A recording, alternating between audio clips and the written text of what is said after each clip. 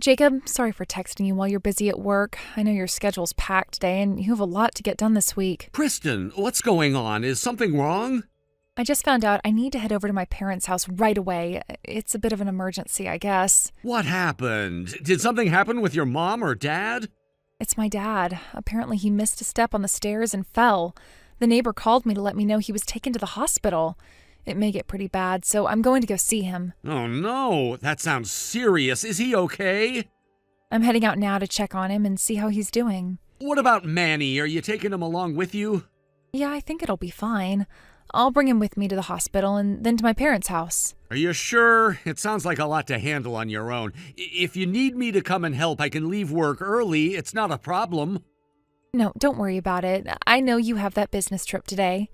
Plus, I was told that he didn't hit his head or anything, so it's not a super serious injury.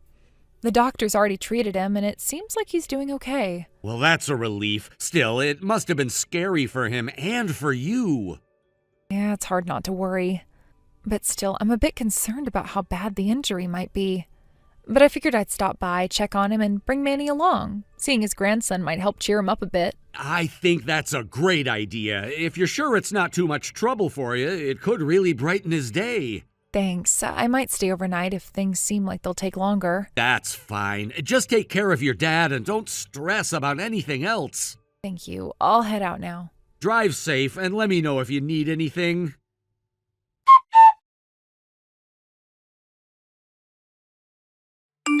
Kristen, how is everything over there? I'm sorry for making you worry. My father, he sprained his ankle. It's not that serious, but it still hurts when he walks. For now, I think I'll stay here for a few more days, just to keep an eye on him. Oh, I see. Your dad sprained his ankle, huh? Yes, that's right.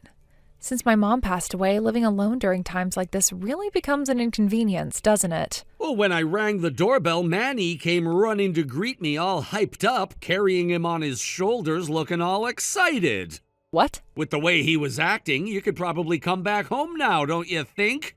Jacob, what are you talking about? No, really, that's the line I should be saying here. Apparently you and your secret man were planning to go on a trip alone together, just the two of you or something like that?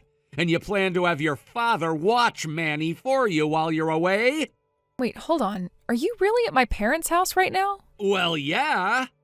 What about your business trip then? How could you possibly lie about something like that? I can't believe you're the one saying that to me. By the way, the business trip is real. Things wrapped up a lot sooner than I thought. When I realized that your parents' house is just a 30-minute drive away from my work trip location, I decided to tell my boss about the situation and asked for permission to go off on my own while still being on the trip. And now here we are. By the way, where exactly are you right now? I'm with a friend. A friend? It's Anna, my old friend from back home. You met her at the wedding and you exchanged greetings with her, right? Oh, that person, right. So why did you make up such a complicated story? Well, actually, I came on a trip with Anna. When you're busy on your business trip, it's been hard for me to admit that I'm just here having fun. Using your father's injury as an excuse like that just makes me even more worried, though. I'm sorry, I didn't mean to do that. So who are you really with, then? Huh? I'm telling you, it's Anna. Really? You... If you're going to lie, can you at least be a little more careful with the names you use? But it's true. I know I lied about going on a trip, and that was wrong, but this part is the truth. Anna isn't with you, though. How can you say that with such confidence? Because I know for sure that's why. Huh? What do you mean by that? What is this? It's a photo that Anna sent me as proof. This man, he's Anna's husband, Kevin, right? And this is the waiting room at the station where you two were planning to go on your affair trip, isn't it? Wait, hold on a second. How is it that you're even in contact with Anna? Well, remember the home number you gave me before? I called that one. But wait, you're supposed to be on a business trip. I wasn't gonna leave the house empty, so before I left, I stopped by and set up call forwarding from the home phone to my cell phone. Wait, hold on. You can really do that? Well, I did it, so it must be possible, right? And since Anna knew that you and your man were off on an affair trip, she probably figured I'd be the one answering the phone when she called. So she let me know everything that's been going on. No way, Anna wouldn't do something like that. Well, when I asked, I found out Anna had actually come back to her parents' place. It's just 5 minutes from your parents' house, so she came over, and I heard everything from her. No, that can't be true. And by the way, I already changed the locks at our place, so you won't be able to get inside anymore. Huh? You changed the locks while you were on a business trip? That means your whole business trip story must have been a lie, right? Did you forget who the landlord is? Wait. Oh. Yeah, that's right. It's my grandfather. When I explained the situation to him over the phone, he was kind enough to change the locks for me, using his authority as the landlord. No way. So where am I supposed to go now? Your dad needs to hurry up and come back here and apologize to me and Manny. Huh? Well, even if he apologizes, the divorce is already a done deal. Divorce? Why are you so surprised now? You should have seen this coming the moment you decided to cheat. When an affair is discovered, this is what happens. Your spouse finds out and they confront you about it. And of course, it doesn't stop there. You'll be hit with alimony payments, and if you have kids, there's child support as well. As I mentioned, divorce is almost inevitable at this point. No, divorce? I didn't think this would happen. And if the person you cheated with is married, then their spouse can also file for alimony. No, Anna is so kind. She would never do something like that. She's been my best friend for so long. I won't let you scare me with your threats. Well, I spoke with a lawyer and they're preparing to take action. What?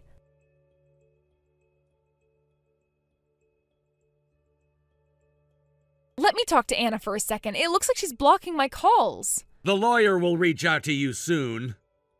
I know divorce alimony can cost hundreds of thousands of dollars, right? Do you think I have that kind of money? Can't you just understand how much pressure this is? Let me talk to Anna right now. Kristen, it's Anna. Anna, this is horrible. Aren't we friends anymore? Once you slept with Kevin, you stopped being my friend. I didn't want to talk to you again, but seeing that you're seriously misunderstanding things, I figured I should correct that at least.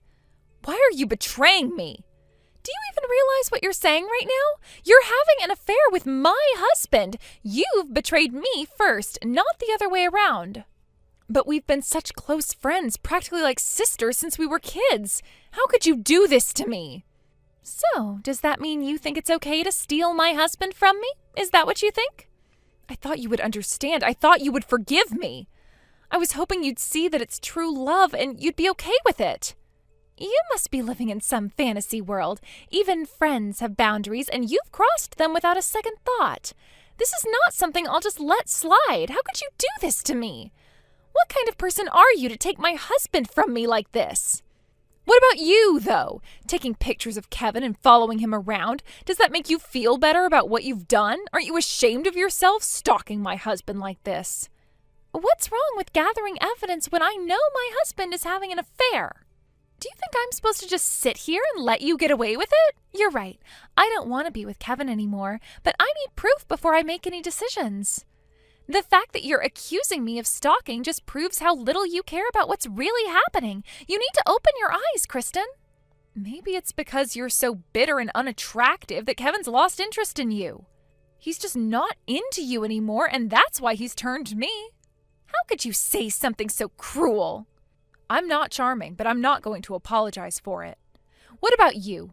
You're the one who betrayed your marriage first, and now you're trying to make yourself the victim in all this? Do you even realize how selfish you sound? But if you were so interested in someone else, you should have divorced first, don't you think? If you were truly serious about being with Kevin, you should have cleaned up your own mess before you started with him. I would have been hurt, yes, but at least I would have understood. But no, you and Kevin didn't bother to end things properly because you started your affair and now you're being blamed for it. You can't just skip over the responsibility that comes with that. It's just a matter of order, that's all. Just like when someone ends up pregnant before marriage, It's just one of those things that happens sometimes, like getting married too soon. So why does it matter? No, it's not the same. Being pregnant out of wedlock is controversial, sure, but at least those people are taking responsibility. An affair, on the other hand, is illegal. It's a violation of trust and it's morally wrong. That's what you're doing. Illegal? Are you serious? Yes, I'm serious. Affairs are against the law. There are consequences. You should look it up yourself. You're just making this up. It's not made up. You can check on your smartphone. There are tons of resources about legal consequences of affairs. You'll see that it's not just a moral issue, it's a legal one. No, that's not true. Kevin and I are in love. This is real love, and it's not an affair. How could you say something like that? If you really believe that, why didn't you just divorce Jacob first? Why didn't you handle things properly before you started an affair with Kevin? If you cared about him the way you say you do, you would have respected his relationship with me and dealt with your marriage first. We couldn't wait. We just couldn't wait any longer for our hearts to align. It wasn't something we could control. Our hearts were just in sync and everything else didn't matter. So you're telling me that you couldn't use your brain and waited until everything was settled first? You let your instincts take over and acted without thinking? That's not love, that's selfishness. You didn't care about anyone but yourselves. That's so mean. I'm not trying to be cruel, but I'm just telling you the truth. You chose your instincts over your responsibilities, and that's what you did. You and Kevin need to face the consequences of your actions. You can't just blame everyone else when you've crossed so many lines. But you, Kristen, you still can't seem to admit what you've done is wrong. You're in complete denial about the damage you've caused. No matter how much you try to justify it, this affair was wrong. No, it's not. This isn't an affair. We're in love, and you need to understand that. Well, let me explain it to you in terms you can understand. When you're married and you're involved with someone else, that is what's called adultery. It's a violation of the vows you took. Now, Jacob and we both have the right to ask for alimony from you and Kevin. That's the legal process. Wait, no, that's not fair. You can't just do that to us. Yes, I can, because this is the consequence of what you've done. You don't get to break the rules and then cry when there are consequences. You have to take responsibility for your actions, Kristen. So, are you done now? I think this pointless argument has gone on long enough. You're not going to change my mind, and I don't think I can change yours. Anna! Kristen, it's Jacob now. Can you hear me out for a minute? What is it? Anna's right. Everything she's said, it's exactly what I've been trying to tell you. She's said everything I wanted to say, and I'm glad she did. It's a shame that you still don't understand. Jacob, I thought you would understand me. You've always been there for me. Why can't you see things from my perspective? No, I don't understand, and I'm not going to. It's a mystery how someone who's involved in an affair can act so clueless. Do you even realize the mess you've created? Jacob! Look, I don't think someone like you who's completely lost touch with reality should be raising Manny. I'm taking Manny and I'm gonna raise him properly. Wait, what? You can't take him away from me. We'll settle this through the lawyers. You need to face the consequences now, Kristen. Wait, no! You can't just do this to me. Please don't take him.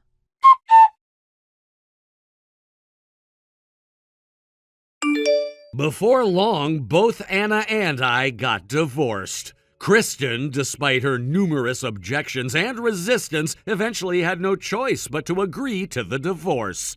Her father, my father-in-law, had become extremely angry, and with a forceful punch, he made Kristen cry and reluctantly agree to the separation.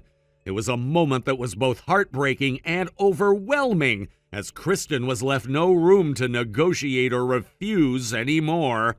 The emotional weight of it all seemed to hit her in that instant, and her defiance crumbled under the pressure of her father's wrath. As for the custody of our son, after much discussion and persuasion from my father-in-law, the decision was made and I was granted full custody. It was a decision that, in the end, seemed right for both the child and me. My father-in-law, who had a certain influence over Kristen due to their past history, had made sure to sway the decision in my favor, despite Kristen's emotional protests. I did not feel victorious in that moment, but rather relieved, as I knew that Manny would be in a safer, more stable environment. Kristen's chaotic lifestyle was not conducive to raising a child, and that fact was something I could not ignore. However, the aftermath of this divorce was not an easy one for Kristen. After the separation, she and her affair partner found themselves in an increasingly dire financial situation. The alimony and child support payments, which amounted to more than $100,000 combined, caused their household to plunge into financial turmoil. Kristen, who had already been living on the edge with her reckless behavior, was now forced to face the consequences of her actions. The financial burden of these payments drained her resources and added a layer of stress that only compounded the emotional turmoil she had been dealing with since the divorce. Incredibly, the relationship between Kristen and her affair partner did not last long after the financial pressures hit. I heard that just a month after they began living together, their relationship came to a sudden and abrupt end. It was clear that the weight of their shared financial difficulties was too much to bear, and their once passionate connection was obliterated by the realities of debt and personal struggles. It was a devastating collapse that reflected how fragile their bond had been from the start. The affair, which had initially seemed like an escape for Kristen, had only compounded her problems and left her with even more to confront. Meanwhile, my father-in-law, who had been deeply offended by Kristen's infidelity, made it clear that he would never forgive her for what she had done. He could not stand the idea of his daughter continuing to live in the house where so many memories of her betrayal had been made. In the wake of our divorce, my father-in-law made the decision to sell the family home and move away, cutting all ties to the past. He didn't want Kristen to have any connection to that place, and to ensure she could not find him, he did not inform her of his new address. He disappeared from her life as quietly as possible, without leaving a trace. As the weeks went by, Kristen's persistence became unbearable. She repeatedly reached out to me, begging for reconciliation, desperate to rekindle the relationship that had once been the center of her life. I could feel her desperation in every message she sent, every phone call she made. But I had made up my mind. There was no going back. The betrayal was too great, and my heart could not allow me to forgive her for the pain she had caused. To escape her relentless pleas, I made the decision to leave the city. I took Manny with me, and we relocated far away to a place where Kristen would no longer be able to contact me as easily. It was a necessary move, both for my own mental health and for the well-being of my son, who needed to be free from the tension and chaos that Kristen continued to bring into our lives. We moved to a distant location, and I started a new job there. The transition was difficult, but it provided the fresh start that I so desperately needed. Now, several years later, I live about a 20-minute drive from my father-in-law's new house. Although we no longer see each other on a daily basis, we still maintain contact. Manny, now much older, is able to visit his grandfather from time to time, and the bond between them remains strong. My father-in-law, despite all the years of tension and emotional pain, has continued to support me and Manny, and his role as grandpa is important to both of us. Even though the divorce was a painful experience, there is a sense of peace that has come from the separation. It's as if, over time, the raw emotions have slowly faded, and now we're left with only the reality of our new lives. I no longer feel the bitterness that once consumed me. Kristen's actions may have torn our family apart, but in some ways they also set us on a path to healing. Manny and I have built a life that is free from the toxicity that once defined our home. We have a routine, a stability that we never had before. Looking back on everything that happened, I can't help but feel a sense of gratitude for the lessons learned. Yes, the divorce was painful and the emotional scars are still there, but I have gained clarity and understanding from it all. I've learned to prioritize my happiness and well-being, and above all, to protect Manny from the negativity that once clouded our lives. I know that I have the strength to move forward, and that Manny and I will continue to build a life filled with love, security, and stability.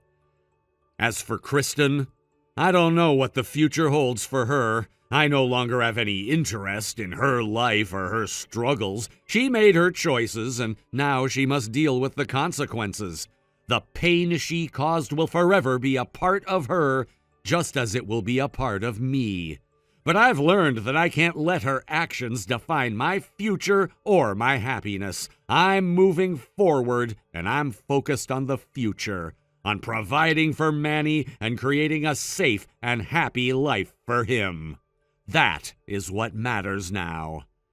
Despite everything, we have a future ahead of us, and I'm determined to make it as positive as possible. Thank you for watching. Please subscribe and hit the like button. See you next time.